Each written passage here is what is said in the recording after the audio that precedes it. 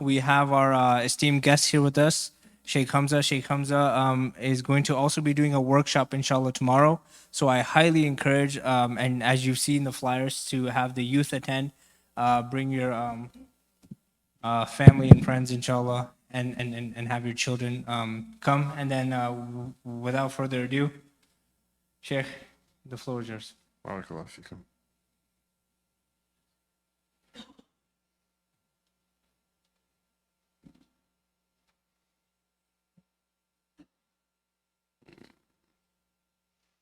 Okay.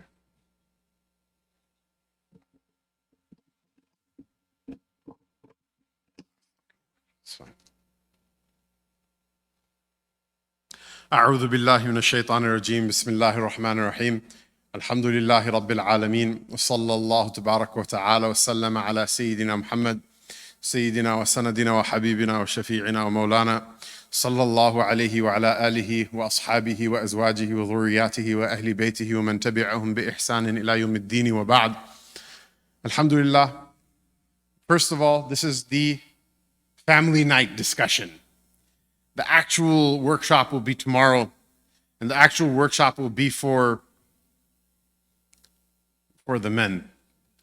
Is there a mic that doesn't have echo? That one? Okay, I'll just stop. That's okay.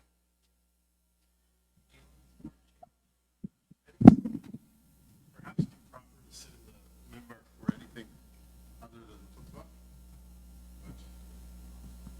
That's fine. That's okay. Look at that. This actually might work out better for another reason. Is this one has no echo? Okay. Shut up.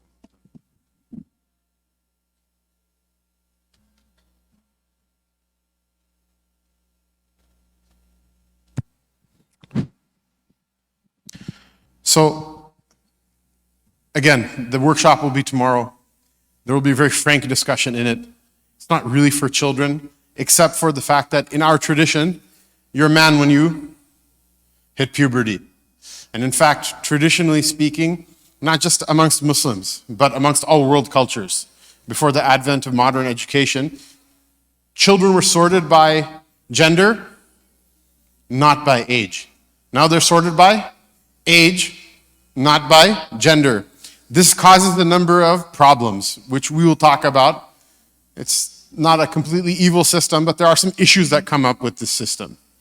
Whereas the idea of adolescence, the idea of being a teenager, this was an idea that was relatively new.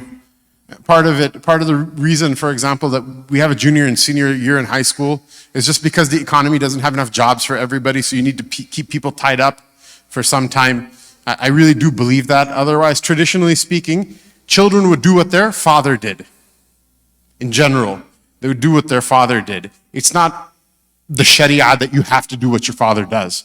But if your father was a carpenter, you learn to be a carpenter from your father. If your father was a stonemason, you learn stonemasonry from your father. If your father was a scholar, you would learn to read and write from your father, etc. And there was definitely education and training, vocational training, that crossed these lines, but this was the default state. And that's now gone. Now what do we have? We have children who are appropriated in their imagination by the state. What the family used to do for them, the state does for them. All of these things, when they come together, they cause certain issues. We're going to talk about those issues and how to work through the problems that come up with them. Again, I'm not saying that all of this haram and burn the entire system down. Even if you tried, you wouldn't be able to do it. I very much recommend you not try. But hypothetically speaking, there are people who tried these things and who have tried over the last 150 years. It hasn't been working out for them. The point is not to say, is it good or bad? It's the qadr of Allah Ta'ala. Certain things, gravity pulls things with acceleration of 9.8 meters per second. You can be happy about it. You can be sad about it. You can cry about it. You can say, why isn't it 10.8 or 7.8? At the end of the day, it is what it is. You just learn to deal with it, cope with it, manage it, move around it. And so this is, again, about correcting some of those issues that come up in human society that cause real suffering, cause real pain in people's lives, in their households, in their children, in their relationships with others. One of the questions that comes up when I do this workshop, that I think this is actually a very appropriate venue to address, is how come it's only brothers? Why can't women come to this? How come only brothers can come to this? How come women can't come? This is family night. The women are here, the sisters are here, right? But I wanted to also address this because this is part of, it's relevant because it's part of the presentation and it's something that the ladies need to understand as well in order to support this project. Which is what? If you don't give men the space to be men, don't be surprised afterward if they can't behave like men. And what I would say is that a man behaving like a man is actually in your benefit. Ladies, mothers, it's in your benefit. Sisters, it's in your benefit. Wives, it's in your benefit. Daughters, it's in your benefit that your son behaves like a man, that your brother behaves like a man, that your husband behaves like a man, that your male relatives actually learn what does it mean to behave like a man. Nobody is going to be perfect in that role. But we have a tradition in which one of the foundational understandings is what? That right knowledge leads to right action. We're not like the mess around and find out. There's the PG-13 version of it because we're in the masjid right now. We're not the mess around and find out people.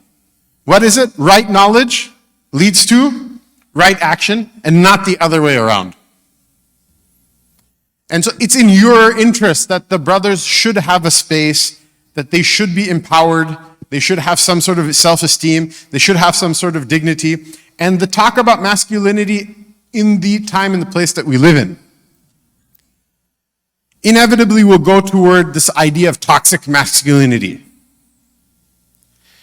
And the two words, they come together as if they are like Siamese twins, like they're like conjoined. You can't separate them.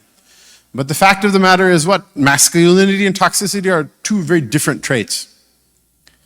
In fact, what is quote unquote toxic masculinity is not masculinity at all. If you look at it from an Usuli perspective. What does Usul mean? Usul is the jama', the plural of the word asl in the Arabic language,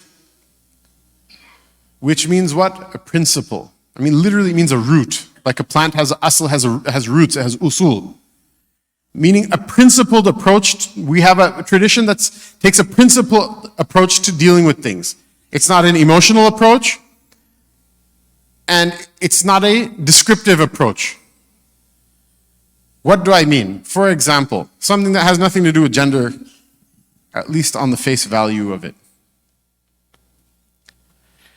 Can somebody tell me in English what the definition of a noun is?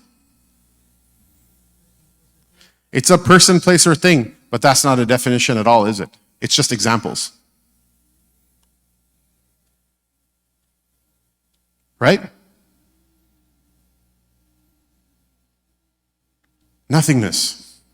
It's a noun. It's neither a person, nor is it a place, nor is it a thing. In fact, by definition, it's no thing.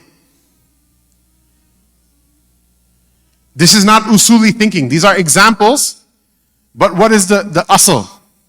If you read in a book of Nahu in Arabic, of Arabic grammar, which admittedly even many of our Arab brothers and sisters really don't care for and haven't done, not all of them, but many of them. But if you look, everything is like defined in an usuli sense. A noun is something that has a completely self-contained unit of meaning inside of it. It doesn't require reference to any sort of time. It doesn't require reference to any sort of action. It doesn't require reference to another noun. Whereas a verb is something that can only take meaning when it is connected to a particular time in which that action has meaning, so past, present, future. And harf, a particle, is something that joins between two nouns, joins the meaning, the relations between two nouns or between a noun and a verb, right? So for example, min means from. The word from, what does it mean? Is it a self-contained unit of meaning? No. If there's no two things that it's describing the relationship of, it doesn't mean anything at all. The point is that this presentation about masculinity, this is not to tell people women are bad or women are stupid. Nor is it to tell people that women are the princesses and queens that, we should put up on our head and like they're always right. What is it? It's to define what is a male in our tradition, an usuli, a principled definition. What is a female, so that you can know what things are by their opposites. What is a marriage? What is fitness? What is success?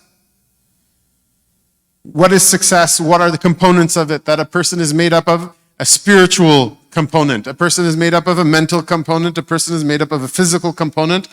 All of these different components have forms that follow function. In a principled approach, you understand the function, so you'll know what the form needs to be and what the optimal form of that thing is. It's to understand what does success look like at the level of an individual. What does success look like at the level of a family? What does success look like at the level of an extended family, at the level of a community, at the level of a city, at the level of a state, at the worldwide level? What does it look like in this world? What does it look like in the hereafter?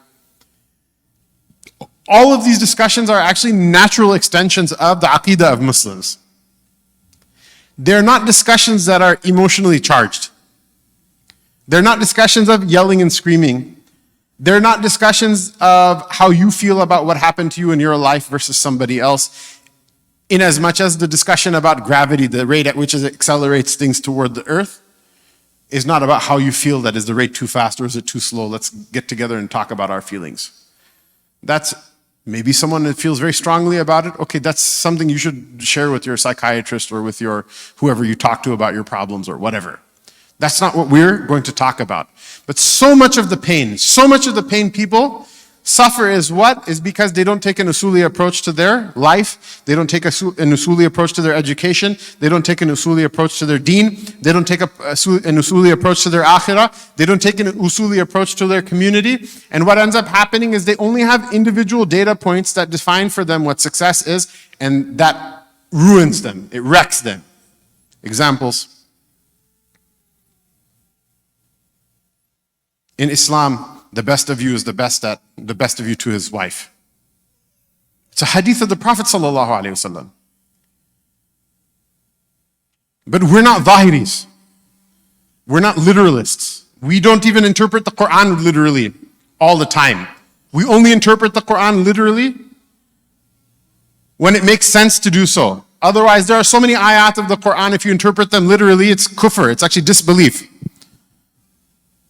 You and the ones that you worship other than Allah, you're the gravel of Jahannam. That same Jahannam to which you will all come. Now tell me something. Do people worship Sayyidina Isa alayhi salam? So is he going to be the gravel of Jahannam? Al-iyadu billah, wa nakhle kufr nabash? Of course not. If someone believes that that person is a kafir, the meaning of that verse is very plain to a level-headed individual that that's not what the meaning of the verse is. Another example. لا تقل لهما أف ولا تنهرهما. Don't say uff to your parents and don't berate them. Does this mean that it should be jaiz to beat your parents because not beating them is not explicitly mentioned? There are people in the history of Islam that have put forth these ideas and theories, and they've been relatively rejected by the ulama and by the masses of the Muslims. Why? Because a principled and holistic approach to the deen shows that that's not actually what's meant here. And that certain things in their meaning are general, certain things in their meaning are universal. General means what? That there's a general meaning and there's a specific exception. Universal means there's no exception. Certain things in their meanings are exceptions. For example, if a person is starving to death, and the only thing that they have that can keep them alive is pork. Is it halal for them to eat that pork? Yes.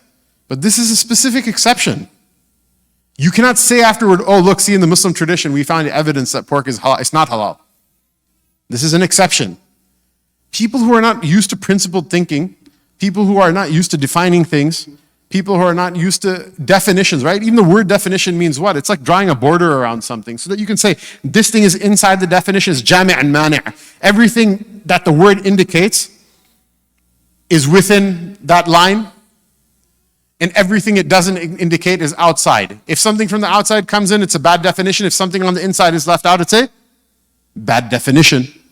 So coming back to this, for example, I'll give two examples. Gender neutrality will be observed in the examples because the point is not to offend anybody. But someone were to say, okay, like the best of you is the best to your wives. Say, Shaykh, my wife, she got out her automatic rifle and was on the way down to rob the 7-Eleven. And I was like, you can't do that. She's like, I'm going to do it. Are you in? Are you going to drive the getaway car? And I was like, no, but no, the best of you is the best of you to your wife. Someone might find this to be a very ridiculous example. But examples, things are known by their extremes and by their opposites. That's how you define things. Can we agree that this is an example of what? That the best of you is the best of you to your wives doesn't always 100% hold in the literal sense. Then someone will say, oh, well, being good to your wife in this case is, and stopping her from the robbery. I'm like, yeah, but that's not linguistically the first thing that comes to a person's mind. Linguistically, what comes to your mind is what? Like Bonnie and Clyde or something? Or is there some sort of yeah, we're partners in crime. We're in it for life. We say these things like metaphorically, but like literally, no. Haram, you can't do that. On the flip side, and there have been women in the history of Islam that have told their husbands to do something haram and they've followed them. On the flip side, there's a hadith of the Prophet ﷺ that if I were to order anyone to make sajda to another human being, I would order a woman to make sajda to her husband. These are all like sahih hadiths. We can't really mention them in public anymore because people like scream bloody murder or whatever. I don't know what to say except for it's there, right? So, a woman comes to the masjid with like a broken femur and like a black eye and like a knife sticking out of her, her side. And she's like, oh, Shaykh, alhamdulillah, mashallah, my husband like tried to kill me. But I submitted to him. There are masajid in America where the sheikh happened to be like that one guy who likes praying a lot and says the ayn really like aini. And so that's why they made him into the imam and hasn't read a damn thing. Maybe recites Quran nicely, but hasn't read anything. And I've seen this with my own eyes that they say to these women that oh no, it's good, you make sabr, you'll go to Jannah inshallah. What is it? It's dysregulated. It's like a person who their blood sugar is 500 and you give them another roti to eat because they say I'm hungry. That's dysregulation. That's social dysregulation, psychological dysregulation, physiological dysregulation, metabolic. All these people are so dysregulated right now. And one of the things is that one of the reasons why are we having this workshop on futuh on manhood is because in the hierarchy of Islam, the man is the emir of the house. He is the leader of the house. The relationship between husband and wife, even if 1,000 people tell you something else, if you actually bother to learn Arabic and read the Quran and read the hadith of the Prophet ﷺ, it's very clear that it's a hierarchical relationship. But we live in a time where all of these things are dysregulated because the people around us, they are not usuli thinkers. This is a time in which things, words, the connotations that words have are far more powerful in the imagination of the public than the denotation. What is connotation? What it makes you feel like. What is denotation? What the actual meaning is. For example, this is revolutionary. It's a revolutionary product. 3 seconds. Is a product revolutionary? Is that good or bad? It's a good thing, right? The connotation is good, but the denotation doesn't necessarily mean it's good or bad. It's neutral denotation. If you have like a just system or a good system that's there and someone throws a revolution, that's a bad thing. Some Muslim countries experience that. I'm not here to talk about politics. Feel free to disagree with me. But theoretically, it could be a bad thing, right? But no, revolutionary is a good thing. This thing evolved into something else. Is that a good thing or bad? That's good. Evolved means like it's like advanced, right? Now tell me something. Even according to Darwinian evolution, if, for example, the entire species has to live in the sewer then afterward, then the most evolved form will be the one that's most like a pig, right? It's not good, it's not bad. Nature is not a person that has like a, the thing is, people who don't believe in Allah Ta'ala don't believe in Allah Ta'ala. So they start to assign and ascribe the qualities of Allah Ta'ala to like, quote unquote, nature, or to, the solar system, or to the universe, or whatever. Even though they say, oh, you guys, your belief in God is your emotional crutch or whatever, and we believe in science, and we believe in physics and chemistry and whatever. Say, okay, physics, chemistry, and biology, it doesn't do good things or bad things, it just does stuff. It's not fa'il mukhtar that has actually a choice in what it's doing deliberately and picks one thing over the other. It's supposedly a brainless process. Yet, you see all of these terms, they carry positive connotations. What's the problem? The problem is that this society, precisely because of the dhulm that was perpetrated in the society, they have a bunch of political hang-ups, they have a bunch of economic hang-ups, they have a bunch of all kinds of hang-ups.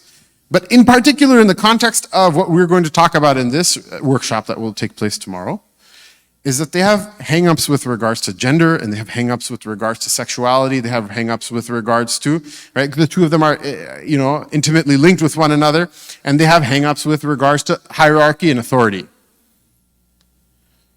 So look, you have a society in which women don't have the right to own property until like a century and a half ago,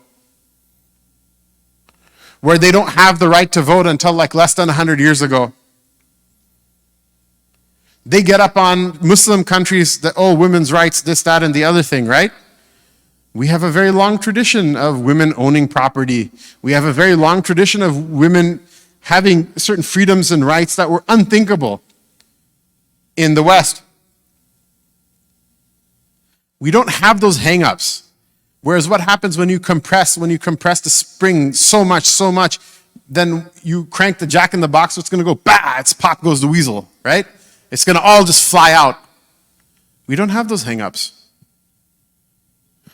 We've gotten to the point where now people, they belie like basic biological realities. What makes you a male? That I identify as a male. What? That I identify as a female. This is 100% not an Usuli approach. If you think it's right or think it's wrong, that's up to you, 100. But as an objective reality, it's not a principled approach to the topic. We, on the other hand, as Muslims, mashallah, and this is one of the reasons, this may be somewhat of a controversial take amongst people, and there's really no point in bringing it up amongst people who don't, sit in the gatherings of learning. But we have a tradition in Islam, and in particular the Sunni tradition, of using the knowledge that we gain from wahi and applying it to the actual real world around us. And because of that, we actually have certain thinkers in our tradition that nobody else in the world was ever able to bring anyone like them. In particular, the tradition of ilm al-kalam debunked all sorts of nonsenses that they used to believe in the ancient Hellenistic world.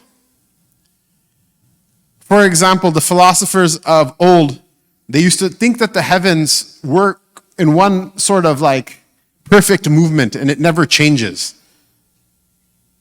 And that the moon is like the filter through which this sort of cosmic harmony is beamed into the earth. And at some point or another, a mutakallim, Sunni mutakallim is like, no, it just seems like a rock in the sky to us. It doesn't have any of these things. In fact, these planets don't seem to be static. In fact, it seems like the sun is not the center of the universe, nor is the earth. Why? Even though we have people in the old days that used to say, geocentric theory, heliocentric theory, it was a very normal thing for people to think about. We have people who objected to it as well. Why? The point is what our tradition was one of engaging the real world around us in terms of melding the knowledge of revelation with objective reality, with the understanding that the two of them are in harmony. The two of them don't fight with one another. And so we, right now, this is our gift to the world in a time where everybody's losing their mind. In the time where people can no longer define basic things that make you a human being. Instead of drinking the Kool-Aid of modernity wholesale, we need to now revive these teachings and these understandings that we used to take for granted because they're a part and parcel of our culture. We need to now understand the form and understand the function in order to first save ourselves and then afterwards save other people. It's very interesting.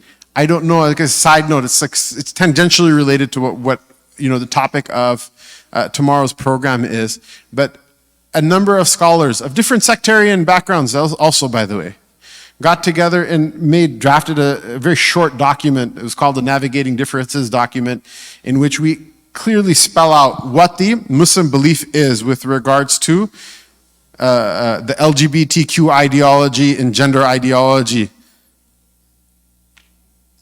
And say these are things every Muslim agrees on.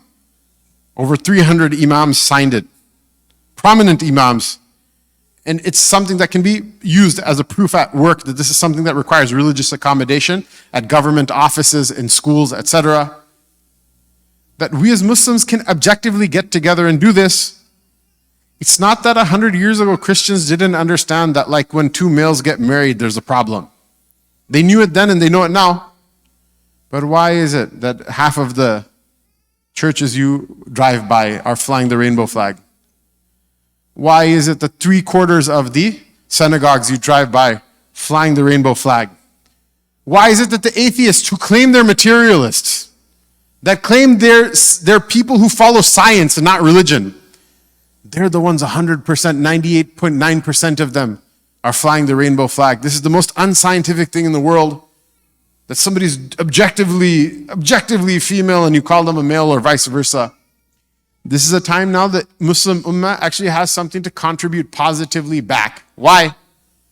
Because to those cultures, to those people, traditional Christianity meant what? It meant women cannot own property. It meant that wives are the slaves of their husbands. Like we don't have Muslims in general, most Muslim cultures don't have last names. So it's kind of bizarre for a woman to take her husband's last name. Because in Muslim society, a woman would be from her family and a man would be from his family, and those things remain distinct to the point where it's one of the few hadiths that's narrated in all 6 of the Sihah Sitta, all 6 of the Sahih books that are prominent from amongst the books of hadith. Ibnu Ukhtil Qawmi minhum. That the son of a brother of a people is one of them, meaning you also belong to your mother's side of the family. You also can say, if my mother is an Arab, I can say I'm also Arab because my mother is. My children will not receive it from me, but I'm also one of them because I belong to that side of the family as well. Whereas in Western Christianity, what happens? The woman takes the last name of her husband. Divorce is not lawful. It's not even valid. In a type of 360, they almost become like Hindus again, right? And amongst traditional Hindus, the idea was that if a woman, her husband dies or divorces her, she has nothing left in life except for to burn herself on his funeral pyre. This is why the divorce laws in this country are so onerous, by the way, because it's predicated on the assumption that divorce is going to completely end her life. We as Muslims have some injection to give into this entire system that, look, you have all these charged emotions because you're starting from a very dysfunctional place. You're starting from a very dysfunctional state. We need to bring this discussion back to somewhere that makes sense, that males are different than females, that hierarchy is not necessarily a bad thing. I said this and I said it and I maintain it, that the marriage between a husband and wife is a hierarchical relationship. People say, no, you can't say that. Why? Because husbands beat and abuse their wives. Right? Not every husband beats and abuses every wife, does he? Like parents and children, that's a hierarchical relationship, right? It's a hierarchical relationship. The parents say something, the children are, in general, not always, but in general, they're obliged to obey what their parents are saying. Has any parent ever abused their children? It happens every day of the week. Did someone ever say, oh, no, they have to be equal now? What is it? This is trauma. This is emotional trauma that is being worked out in such a way that it's causing fasad. It's actually causing mischief amongst human beings. It's causing things to break down. It's causing real pain and real suffering.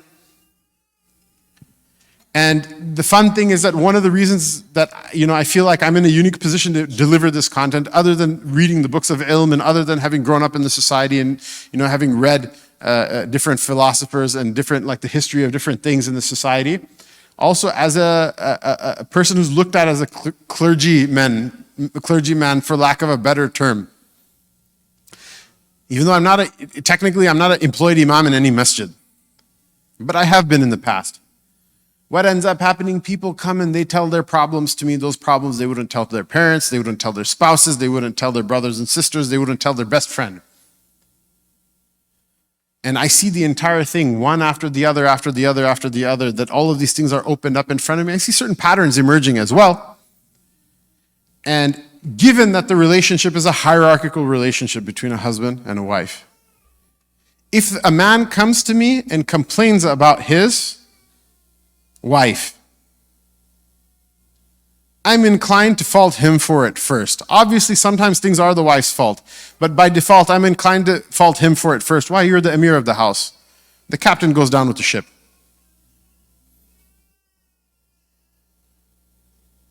If a parent comes to me and says, my child is crazy, is wild, drug addict, zina, robbery, theft, felony, blah, blah, blah, everything under the sun. My first thought is, you know what? They probably didn't take this kid to Maktab as a kid. They probably didn't pray 5 times a day in the house. It does happen, but statistically, it's a blip. It's far more rare. Right? Statistically, the higher probability is what?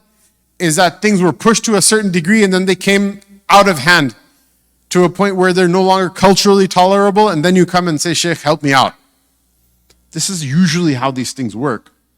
And so this is why I say to the sisters, don't object and don't feel like you're being excluded. You should have your own spaces, you should have your own circles, and you should have ways of dealing with your issues that are separate from men, and it should be clear why men shouldn't be allowed into those spaces. Even if you need to talk to a male scholar or expert in something, but those should be your spaces and they should be your things that are tailored to your issues. Men have been systematically disbarred from having those spaces and having those discussions open and frankly. And trust me, men are embarrassed about their issues just like women are embarrassed about their issues. They just take it out in a different way. And if they don't have those spaces, they don't have those places, they don't have those ways of learning those things, who's going to be harmed? You're going to be harmed. Why? Because you have a number of scenarios that could play out. Either your marriage is a hierarchical relationship between you and your husband, and the emir doesn't know what he's doing, so he sinks the ship. Or worse yet, you both become equals. Someone says, why? What's wrong with that? What's worse about that? What's worse about that is what? Imagine there's a workplace and everyone's a manager. No one's an employee. Is the business going to survive? No. Someone's like, well, how come they get to be manager and I don't? Right? One of the reasons a manager gets paid more is what? Is it easier to be manager or is it harder? If you're a manager and the employee doesn't show up, even if it's the middle of your vacation, you have to come, otherwise you're fired. You're not going to blame the employee in front of the owner. It's your problem and it's your fault, because that's the nature of leadership. And so what happened? Allah Ta'ala created men on a particular disposition and women on a particular disposition. If a woman wants to go through the difficulties of being a man, it's like using a screwdriver to like hammer nails into the wall. Sure, you can do it once or twice. You take the nail, you have good aim, it might slip and like wreck the wall, but you can do it once or twice. What will happen if you do this like every day for every nail you have to hammer in? The screwdriver is going to break. Why? Because it's not designed for that. Some ladies are tougher than others. Some ladies have more masculine energy than others, but in general, and there's exceptions to every rule. Just like sometimes if you're starving to death, eating pork is halal as well. It doesn't mean pork is halal. Much of the misery of the age we live in is just that. People are trying to do the things that they're not suited for, as men, as women. So this is the second option, that you're going to be equals, which doesn't work. Why? Because if there's two employees in a store and one is the manager and the other is the employee, there's some hierarchy, there's some system that's happening. One takes more responsibility than the other. And things run according to a unified vision. If both of them are managers, what happens the day they disagree about something? They go their separate ways. What's the divorce rate in this country? It's above 50%. Someone says, well, what's wrong with that? Divorce isn't haram. Alhamdulillah, divorce is not haram. Some people, I can tell you very honestly, they should get divorced. But it's not what you're shooting for. And I'll tell you another thing as well. Okay, I'm not the relationship Molana, you know what I mean? These things don't capture my imagination. I didn't want to talk about these things or be obsessed with these things when I went to madrasa originally. I was interested in learning about the Quran and learning about fiqh and learning about the hadith and learning about kalam and all of these other things. But working in the community, I'll tell you one thing. I, for example, subbed in Islamic school for a quarter. Can somebody tell me when it's like 3 minutes until Salah? You just give me the signal. I subbed for a quarter. So I'm a relatively unfiltered individual in my communication, or at least that's what other people tell me. I personally think that my communication style is lovely, but other people give different feedback. So I asked the principal of the Islamic school, I said, look, are there any kids that are dealing with some emotional issues so that I know to just ease up off of them, not to be, so just direct with them, because I don't want to put more of a load on a kid than they can bear, and everyone is different. So the principal says, okay, we'll talk about it. I just go through your classes today and we'll talk about it at the end of the day. So when we talked about it at the end of the day, he's like, did you notice any kids that you think might be in that category? So I'm like, yeah, this person in this class, that person in this class, this person in this class, that person in this class. He's like, that's all of them. And he says, you know what? Almost every single one of them it is? So their parents are divorced. Is the divorce legitimate? Is it not legitimate? I make no judgment about those things. But it is a reality. If someone slips and falls from the roof, whether they were pushed or whether it was an accident, when you hit the ground, the same physics are in play. The children, literally, you can see the light taken out of their eyes.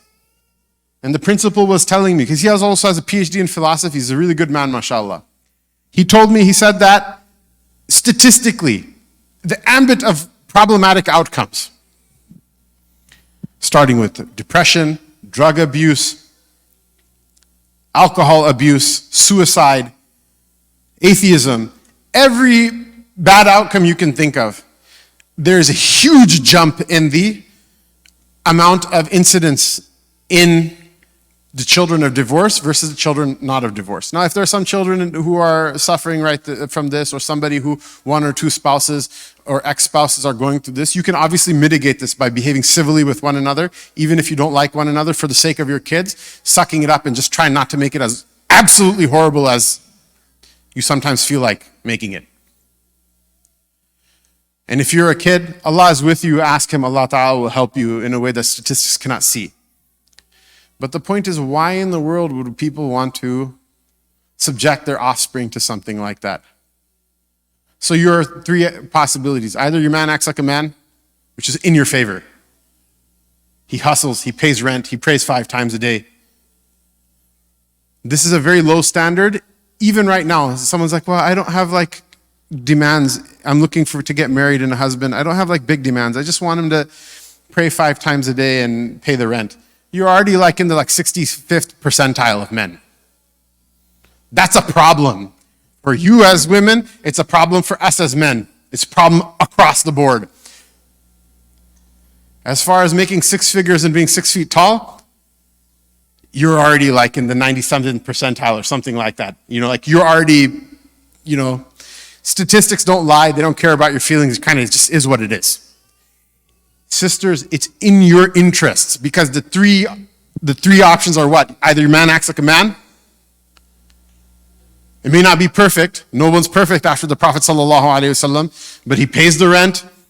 He prays his 5 prayers on time and in general tries not to be a completely horrible person, and you get along.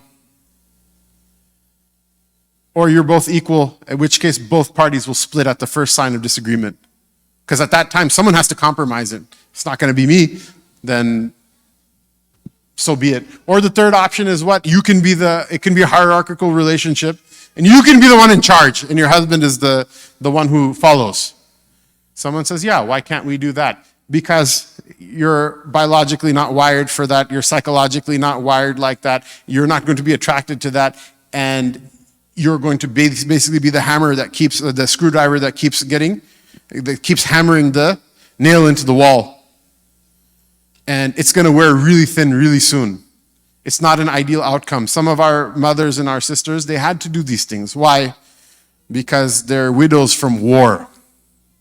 Or life dealt them an extremely difficult hand, and there was nobody else to help them, and they had to do it in order to survive. We praise and honor such women. But only a fool would do that as a choice when there's a better way, and then there's an easier way to get a demonstrably better outcome. So this is why these spaces have to exist. This is why, yes, I promise you, I'm not going to do any of this red pill nonsense. I'm not going to get up and speak about women with derogatory terms because the Prophet ﷺ never did that.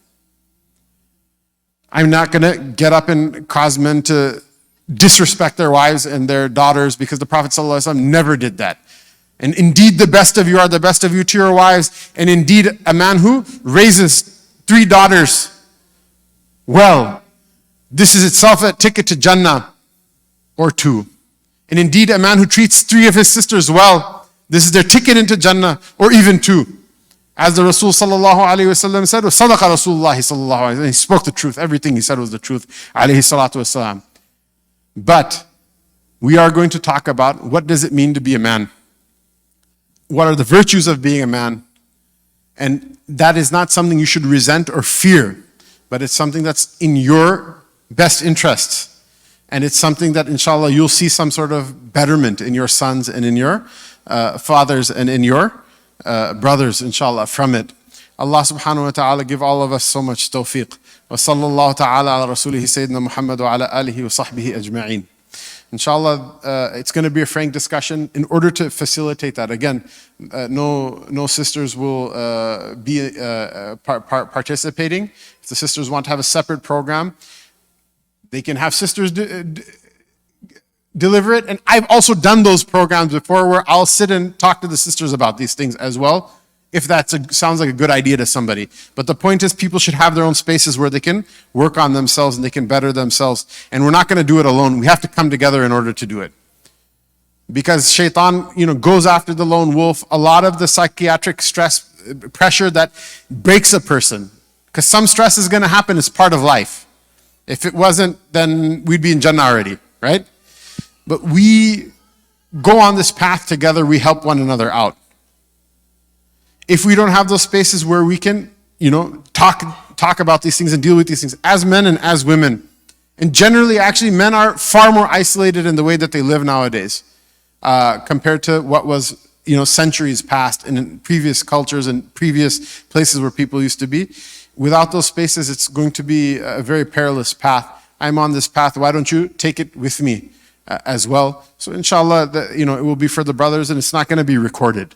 This is my promise to you. I won't tell anybody anything that is disrespectful, anything other than objective realities. My approach is something that I like to refer to as Khaldunian. I don't know if anyone has read the Muqaddimah of Ibn Khaldun. Anyone read the Muqaddimah of Ibn Khaldun? It actually has somewhat of a decent English translation, although I don't like reading books in translation. But there's a Franz Rosenthal has a relatively decent English translation.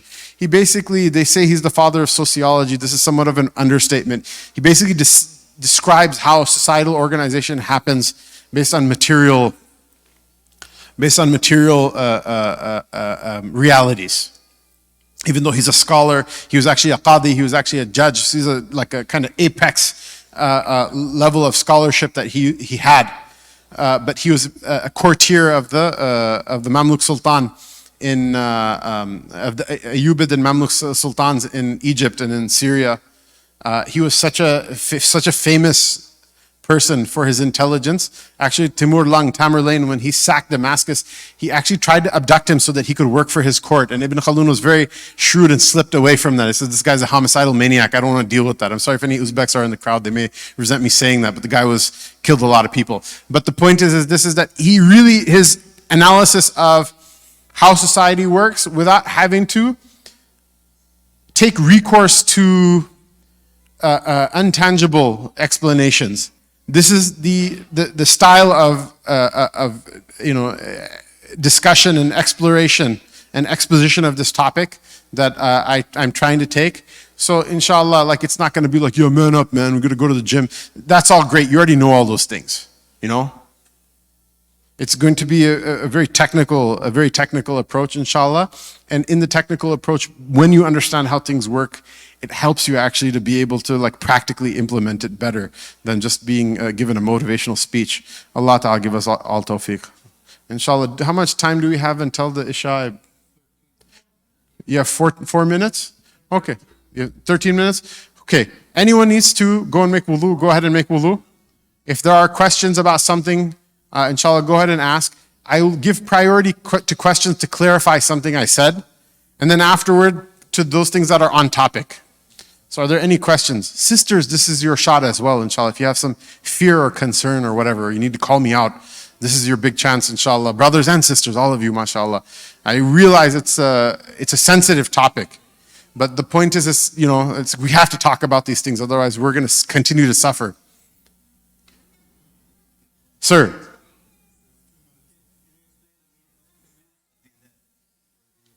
Okay, what was that? Nushuz? Nushuz is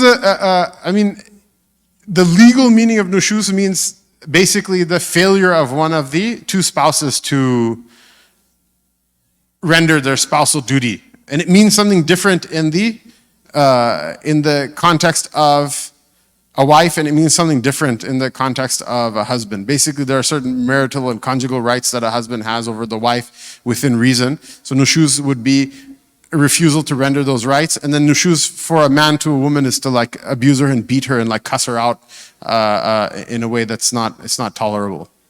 Yeah, it's not what we're going to talk about at tomorrow's thing, but because you asked, go ahead. Ibn Khaldun. Write it down. Put it into your phone. If you don't have a phone, that's even better. Write it down. Go grab a piece of paper from the hallway. Yeah. Sisters, any questions? Inshallah, barakallah fikum. I think it's time for the adhan anyway, mashallah. And so we'll continue this 10:30 in the morning. Please, for the sake of masjid coordination, go ahead and register on the link, inshallah, so that they have an accurate count of how many people to prepare for. Barakallah fikum.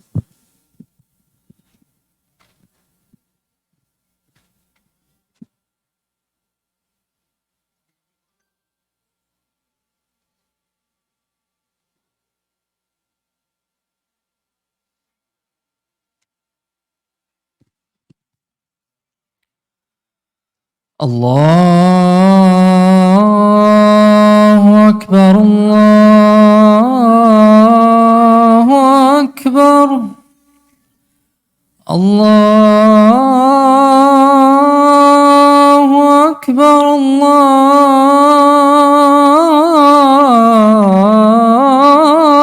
الله أكبر أشهد أن لا إله إلا الله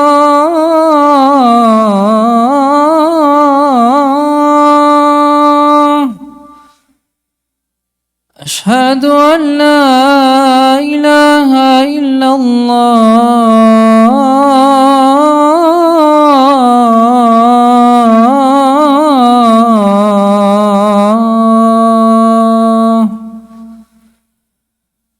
أشهد أن محمدا رسول الله.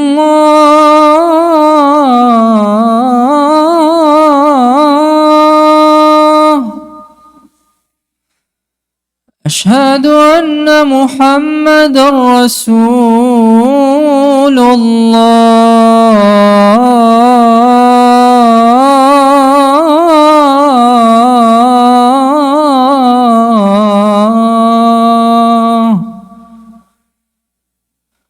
حي على الصلاة.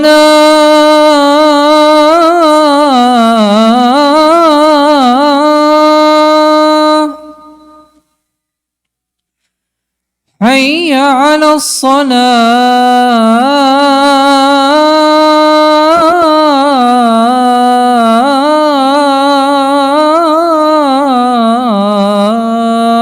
الصلاة. حي على الفلاح.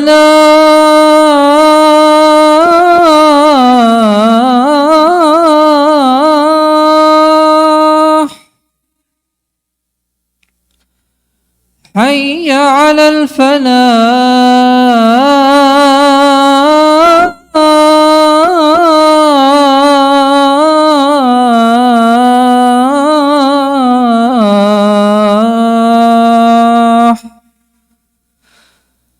الله أكبر